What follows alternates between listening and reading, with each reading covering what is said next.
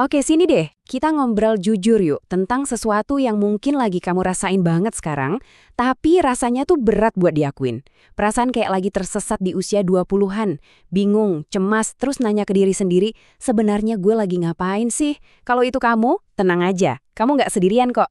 Pernah nggak sih kamu lagi santai iseng buka-buka media sosial, dalam sekejap perasaan tenangmu itu langsung ambiar.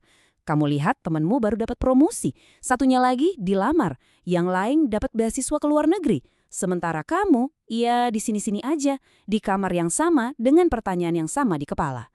Perasaan tertinggal itu bukan cuma imajinasimu, itu nyata dan rasanya sakit banget. Sebelum kita bahas lebih jauh, aku mau kamu benar-benar tanamkan ini di pikiranmu. Kamu nggak sendirian. Rasa bingung yang kamu alamin sekarang itu bukan tanda kamu gagal. Sama sekali bukan. Malah ini tuh respons yang super normal terhadap sebuah dekade yang diem-diem penuh banget sama tekanan yang nggak kelihatan. Coba deh kita sebutin aja langsung biang keroknya apa aja. Pertama ada panggung sandiwara media sosial. Terus ada beban ekspektasi keluarga yang kayaknya nempel terus di pundak. Ada juga yang namanya krisis seperempat abad yang bikin kita ragu sama semua hal. Dan yang paling parah, kebiasaan kita buat ngebandingin diri sendiri sama orang lain non-stop. Nah, ini nih jebakan paling besarnya. Media sosial itu kan isinya etalase pencapaian. Cuma cuplikan-cuplikan terbaik dari hidup orang. Nggak ada tuh yang posting email penolakan kerja atau pas lagi berantem hebat sama pasangannya, atau malam-malam pas mereka ngerasa gagal total. Jadinya, kita ngebandingin keseluruhan film kita, lengkap sama adegan-adegan yang berantakan, sama trailer terbaik punya orang lain. Ya jelas aja kita bakal selalu ngerasa kalah kan? Terus ada lagi nih, timeline nggak kelihatan yang ditanam sama lingkungan kita.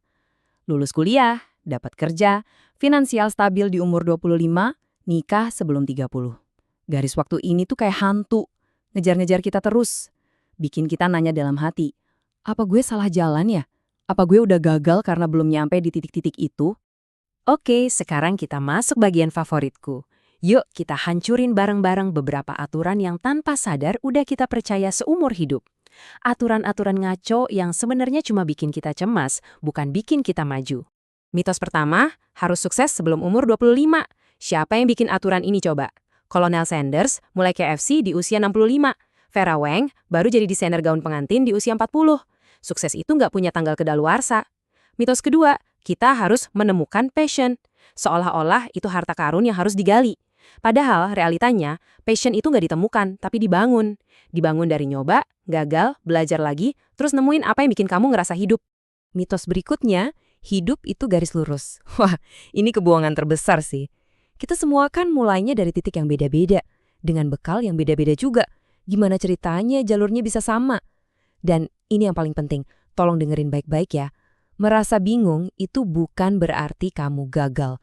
Rasa bingung itu justru suaranya pertumbuhan. Itu artinya kamu lagi berevolusi. Jadi, kalau usia 20-an ini bukan sebuah perlombaan, terus ini apa dong? Coba deh kita ganti lensanya.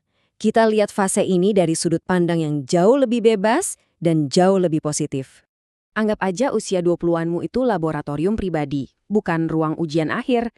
Ini tuh dekade buat kamu bereksperimen. Coba deh magang di industri yang kamu nggak tahu sama sekali. Ikut kelas melukis, mulai bisnis kecil-kecilan terus gagal. Gak apa-apa. Setiap percobaan itu, mau berhasil atau enggak, itu adalah data. Data tentang apa yang kamu suka, apa yang kamu benci, dan yang paling penting, siapa diri kamu sebenarnya. Tiap kali rasa bingung itu datang lagi, coba deh ingat ini. Itu bukan langkah mundur. Itu justru bukti kalau kamu lagi meregang. Kamu lagi dorong batas zona nyamanmu. Kamu lagi dalam proses ngebentuk versi dirimu yang baru.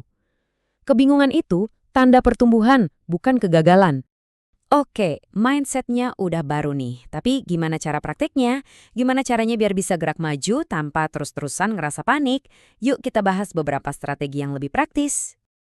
Ada 3 hal yang bisa kamu coba latih.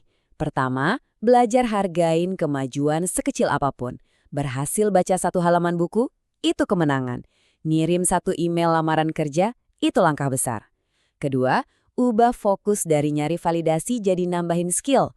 Jangan nanya apa kata orang ya, tapi tanyain, apa yang bisa gue pelajarin dari sini? Dan yang ketiga, yang paling susah tapi paling plong rasanya, berhenti ngebandingin. Titik. Jalurmu ya jalurmu. Selalu ingat ini ya, jangan pernah bandingkan bab 1 dalam ceritamu dengan bab 10 di cerita orang lain. Itu sama sekali nggak adil buat dirimu sendiri. Fokus saja sama halaman yang lagi kamu tulis sekarang. Tulis dengan caramu sendiri. Jadi, satu hal terakhir yang pengen banget aku sampaikan ke kamu, perasaanmu itu valid. Kebingunganmu itu normal. Dan yang paling penting, kamu sama sekali belum terlambat. Perjalanan ini punya kamu seutuhnya. Nikmati setiap belokannya. Bahkan yang rasanya bikin bingung sekalipun. Karena justru disitulah kamu bakal nemuin siapa dirimu yang sebenarnya. Percaya sama prosesmu.